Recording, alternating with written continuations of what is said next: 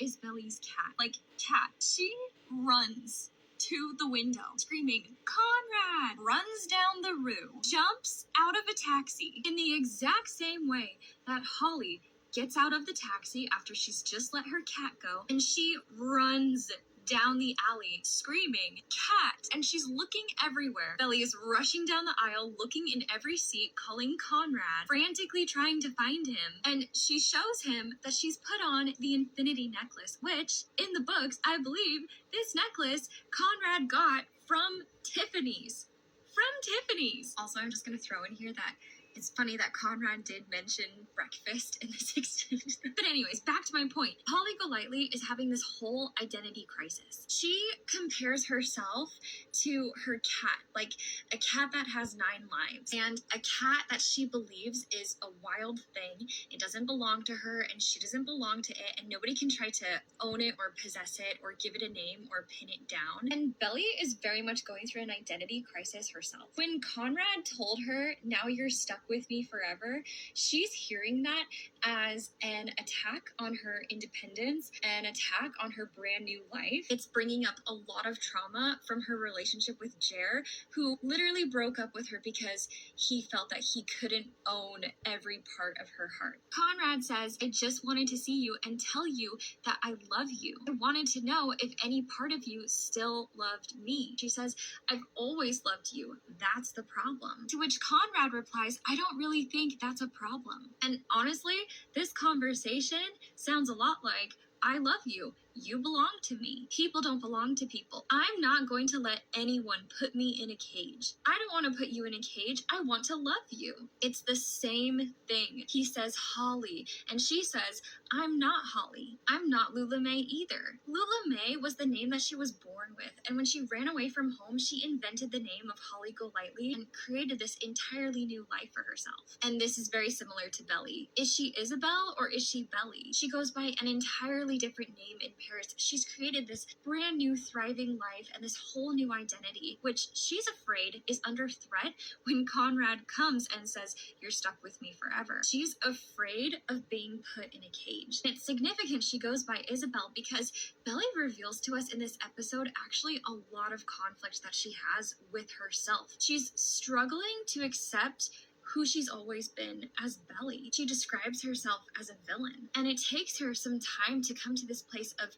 remembering who she is. She has been a girl who has always known her heart. There was nothing that was ever wrong with that. She admits to Conrad that part of her was kind of hiding out when she came to Paris. A part of her really was running away from herself. When Laurel was always trying to remind Belly not to give up on her dreams of Paris, when she gave her this gift, Laurel specifically says, "There's a lot of world to see," which is most definitely a direct reference to Breakfast at Tiffany's and specifically the song Moon River. The point is that Laurel always really wanted her daughter to explore every side that there was to herself. She was the one in season 1 who called Belly her feral little alley cat because she didn't like the way that Susanna was pressuring Belly to grow up too fast. It was also pressuring Belly to participate in this debutante ball, which essentially was forcing Belly to fit herself into this mold of what Susanna's world of women believe that a woman should be. It's essentially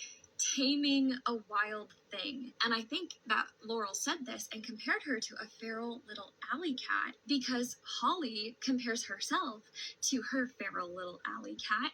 And she is so adamant that you can't pin down a wild thing. You really have to let it be wild and free. And you guys, literally, when I heard Conrad say this, "Oh yeah, they used to call you a feral alley cat," my body flew up and fell off the bed. I couldn't handle it because this is all touching on his respect, his admiration for Belly's independence. He, just like Laurel, stood up for Belly when Susanna was trying to pressure Belly to be part of the debutante ball. And he challenged her in that scene by the pool of "Hey, why are you doing this? This is not you." But Conrad is also proving to us in this moment, this experience he has with her in Paris, that whoever Belly truly wants to be, he loves and adores and embraces all sides of her, like a cat with 9 lives, the way that she's changed everything about herself and has this new life. I just thought it was so profound that even Conrad said, I have changed everything about myself, and the one thing that never changes is that I love you. His love has no possessiveness to it. He doesn't feel that he owns her. We just heard him telling Jared that a ring doesn't make somebody yours. It's this whole message about love and free will and knowing yourself before you can fully love someone else, which is why this illusion is so profound and is so important and just adds like layers on layers to Belly's story. Because the key for Belly is coming to terms with loving herself for who she is, who she's becoming, and who she's always been. All this time I wanted to believe I changed, that I'm not the same girl I was. I'm not Holly. I'm not Lula May either.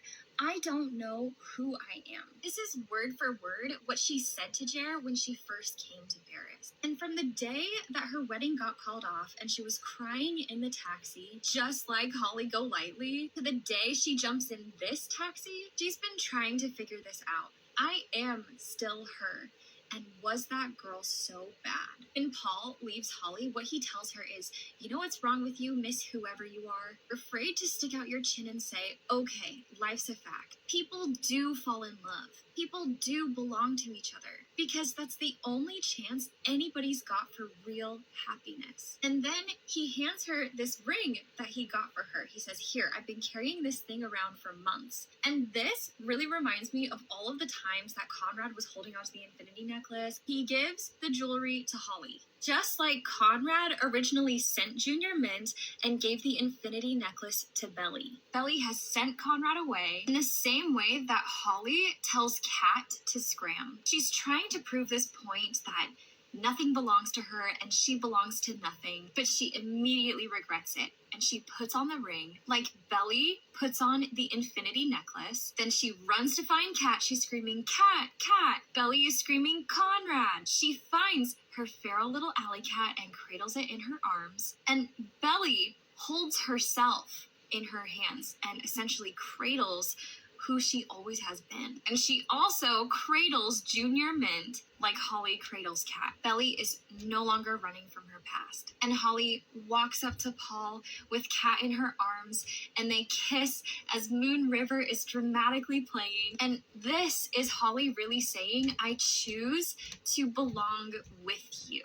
I choose to love you and be with you. And Belly tells Conrad, I choose you of my own free will. And I find it very profound that every version of her chooses Conrad because again, it's this whole concept of a cat that has 9 lives. Belly is embracing herself, just like Holly is embracing her cat.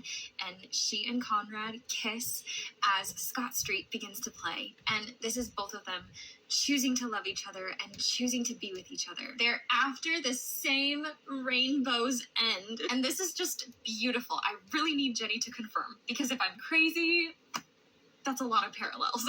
Okay, listen, I can explain.